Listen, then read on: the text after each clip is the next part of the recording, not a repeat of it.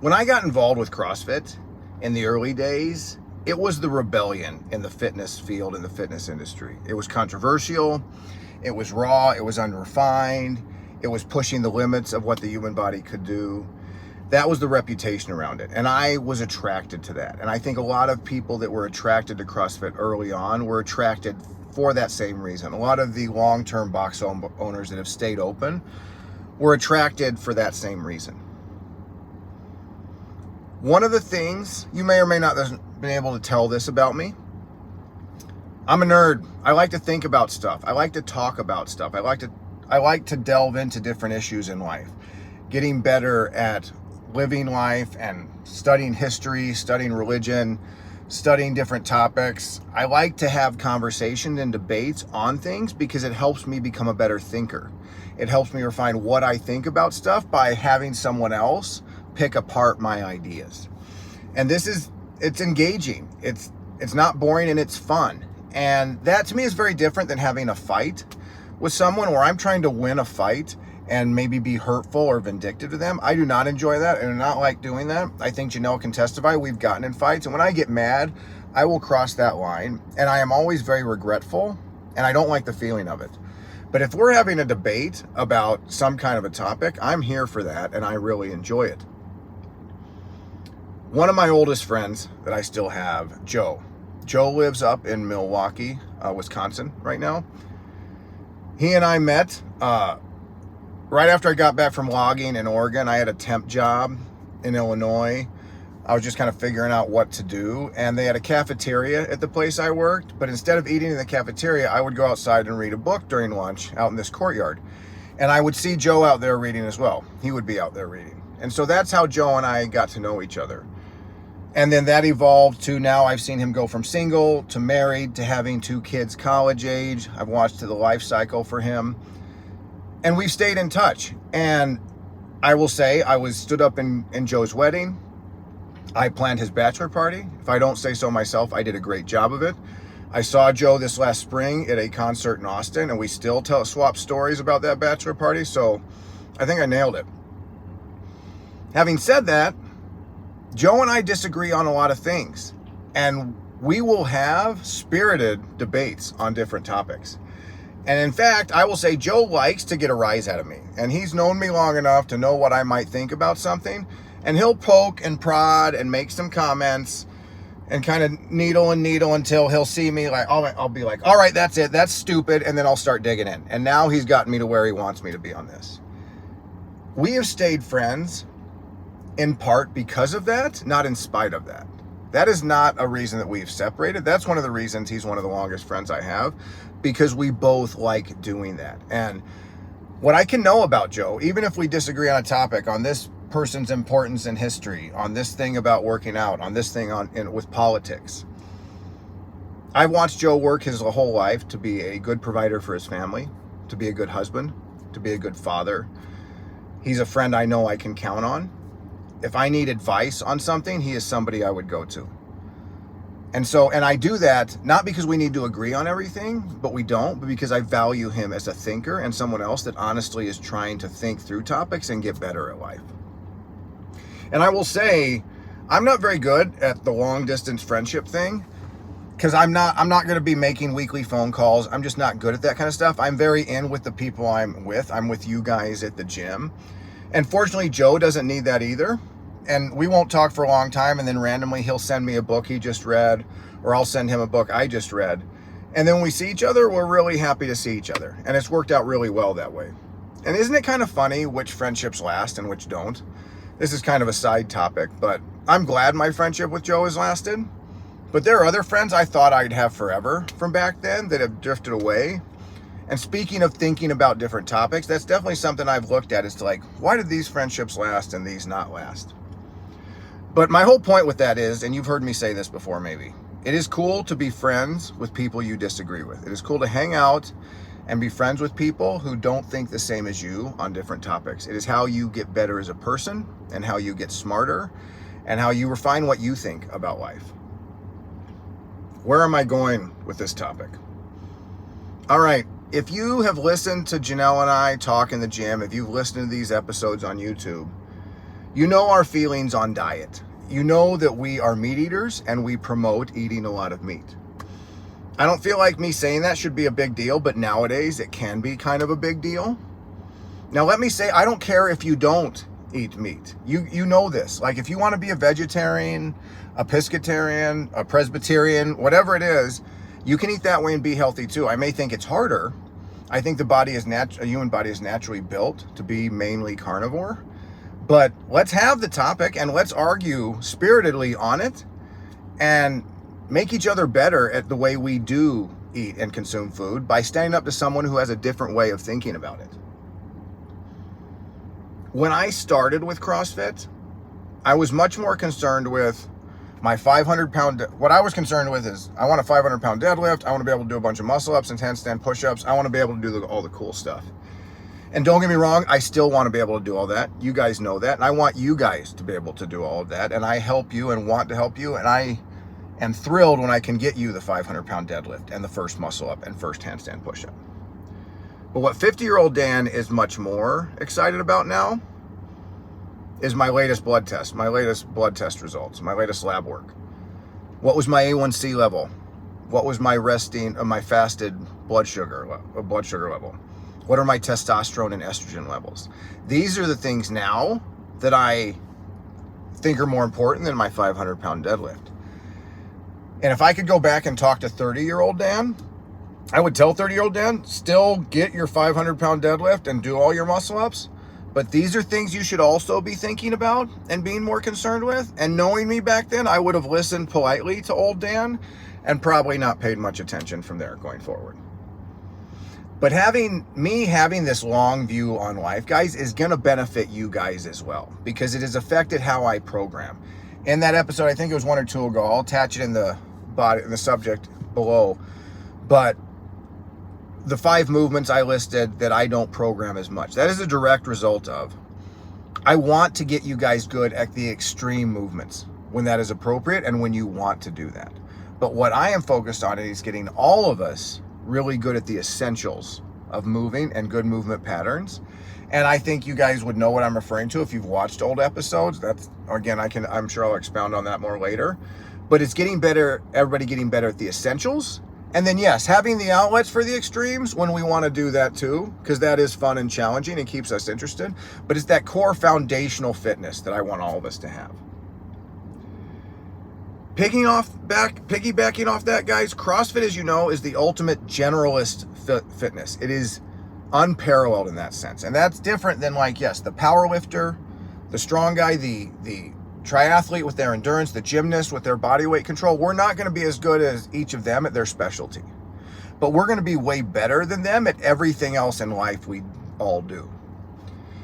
In the same way that with this new Hyrox craze, and great, I love that Hyrox has gotten big and people are enjoying it because it's getting more people involved in fitness, and I am a fan of any way of doing that.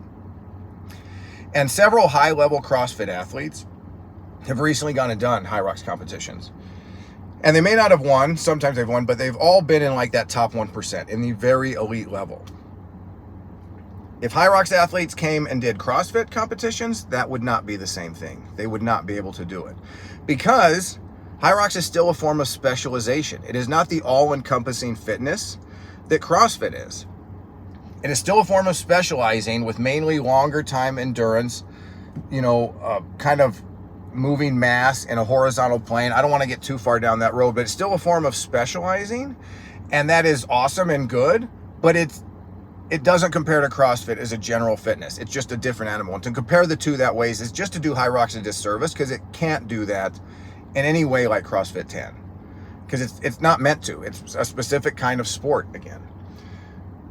But having said that too, this plays into why I am always battling over how the games is different than what we do in the gym. Because are they doing CrossFit? Yes, but now they are specializing. That is the specialty form of CrossFit. Not, again, the generalist, what we're doing for longevity. They are specializing, and they will sacrifice longevity and do things that wouldn't be good for longevity to peak their performance at a specific point in time, because now it is a sport again. And if you look at Andrew Hiller recently did a video on a new up-and-comer, Erica Folo, who is up in Canada, 24-year-old girl, incredible athlete. lives at home with her parents, and he went up there and followed her around for a day. And you got to see what she ate. And it was cringeworthy. I was cringing watching what she ate. And I will say, she is an athlete at this level. It is a testament to her athletic ability in spite of what she eats, not because of it. And I think there's proof of that at the recent semifinals right before the games. The reason she didn't make the games, she was in the top 5 going into, I think it was the last or second to last event. She bombed. It was a longer, more metabolically taxing event, and she just had that dead look in her eyes, and she bombed. It was the kind of look I've seen in the eyes of people when I know they've been partying all weekend. They just got back from a vacation where they were partying, or they just got off a plane and haven't eaten and slept in a day. It's that look where I can tell there is no fuel in the body. And it's something I'm not used to seeing in CrossFit athletes, but it explained a lot, seeing what she ate, that would happen to her. Because what she is doing is not sustainable. She's 24 years old, very gifted, a very hard worker in the gym. I hope she does good. She will do better if she can dial that part of her life in.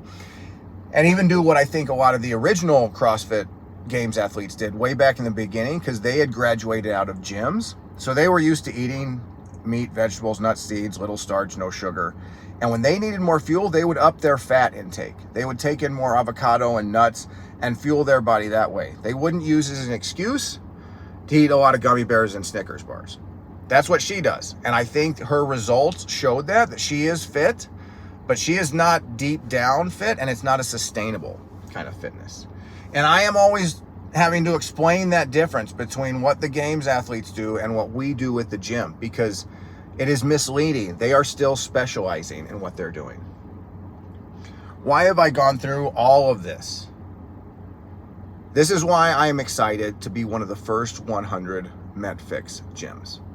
Greg Glassman, who started CrossFit, is getting back to the roots of CrossFit, to that old, unrefined side. But this is a more evolved, intelligent version of it, where we are focusing again more on the 23 hours you spend outside of the gym, not just what you're doing inside of the gym. And he's providing an umbrella for these long 10-year plus affiliates who have figured this out and figured out what is important, that are going to spend more time talking about people's blood work, as well as getting them a 500-pound deadlift, to work together and refine best practices and have good, useful information that we can then take to you, to our members. I had to fill out several long essays. I had to do several long videos, basically talking about you guys, talking about how we are doing as the gym, what we are doing as a gym with functional feeding, with how we program, with how we preach of a lifestyle outside of the gym. And then we're the only gym in San Antonio that got selected. I think we're one of 4 in Texas. Thousands of gyms applied, and we were one of the very few that got selected. And I'm proud of that fact, because I think it does show we're doing a good job at what we do. But you guys have heard this phrase, now it's fairly famous. The enemy of great is good. And I've heard some gym owners that are long-term gym owners, guys, say this to me in private, that I'm kind of bored with what I'm doing. I am not bored with what I'm doing, because I know we're doing good, and I know we can do better. I know there is more I can help you guys with, and how we can evolve as a community and a group at getting better at working out, at getting better in how we live our lives outside of the gym. I am incredibly motivated to do that, and I want all the tools I can get at my disposal to help you guys with that. So when you have questions, when you need help, I can provide as much guidance as I can. Both Janelle and I can do that. And that's what MetFix is going to provide Janelle and I. The resources, the education, the learning behind the scenes. So when I want you to talk to you about your family, about your parents, about how getting cancer, we have a lot more control over that than we used to think we did. This is a disease that happens at the mitochondrial level in cells, and what you eat strongly puts the cards in your favor that you're not going to get it, or not in your favor that you're more likely to get this as you get older. With Alzheimer's and the great increase of Alzheimer's in the world, that the sugar we're eating now, the sweet tea you're drinking right now, is going to affect how well your brain works when you're 70. And being able to prove to you this and show point A to point B and what happens in between to make that happen or to prevent that from happening. And this is the kind of information in 2025 Janelle and I are going to be bringing to you guys, that I am happy to be a part of this MetFix group, where we are all finding best practices to find what works, to distill down true information that will withstand Someone else tried to disprove it, because if it can be disproven, then I don't want to stand by it either. So us being MetFix Texas, as well as King William District CrossFit, and you'll see this on Instagram, you'll see this on our website, you'll see this coming in January more, is us graduating from like having a master's degree as a gym to having a doctorate degree as a gym. It is leveling up in what we are capable of and what we will be capable of and what I can help you guys with. It's us graduating up and being the best of the best in our industry. I'm very proud of the fact that we got selected. I honestly didn't think we would be one of the first 100 selected. But I'm glad that me just talking about you guys got us there. So coming forward on a day-to-day basis at the gym, you're not going to see anything change. Because all I had to talk to them about is what we're currently doing. And they're like, yep, we want gyms doing what you're doing to be a part of what we're doing. So it's not going to change anything. It's just going to be more and better of what we're doing and addressing what we're doing outside of the gym, not just inside of the gym. Because going forward, guys, I still want to get you guys the 500-pound deadlift. I still want to get you guys all the muscle ups. I also want to get you some of the best blood work you've ever seen and make sure at 70 and 80 and 90, you can deadlift twice your body weight. Because that's my goal too. I'm not getting any younger. I still want to be able to deadlift twice my weight when I'm 60 and 70 and 80, and I'm going to do that. What affects that is what I put in my mouth, much more than the sets and reps I do in the gym. It was at a concert, I think, for my 49th birthday. Group of us from the gym went and saw Cole Wetzel, and I'd been standing in line outside getting into the concert, and I had a black tank top on, as I tend to do. And this young military guy came up to me during the show. He was just giving me a hard time. He's like, I saw you in line, and I was like, look at that old fucker. What's he doing? And he wanted to come up and talk to me about what I'm doing. And it was a good, fun conversation, but I'm not getting any younger. So I am going to embrace the old fucker title and just get better at doing that. And I'm going to get smarter and tougher as I go along, and we are going to get smarter and tougher as a gym as we go along. So if you have more questions on this, I'd love to talk about it. You'll see more coming down the road in January and throughout all of 2025, but I'm excited about the opportunities and resources it now puts at my fingertips, at Janelle's fingertips, that we will be able to bring and benefit you guys with. All right, I think I talked long enough on this. We'll talk more about it later.